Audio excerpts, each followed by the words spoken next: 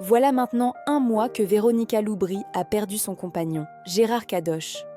Ce dimanche 11 janvier 2026, elle s'est emparée de ses réseaux sociaux pour rendre un émouvant hommage à celui qui était l'homme de sa vie.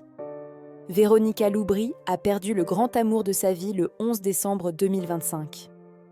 L'amour de ma vie s'en est allé après 2 ans et 9 mois d'un combat que personne ne devrait affronter.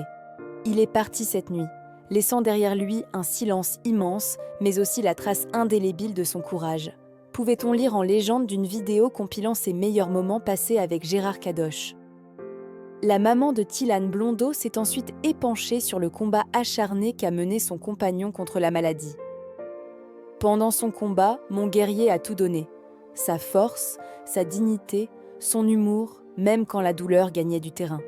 Il a tenu encore et encore par amour, par instinct, par volonté. Moi, je le croyais invincible, mon guerrier.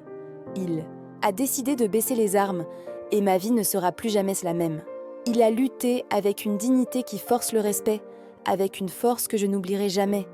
Au lendemain de l'annonce du décès de son compagnon, Véronica Loubry a assisté à ses obsèques qui se sont déroulées dans la plus grande intimité. Un mois s'est écoulé depuis la disparition de Gérard Kadosh.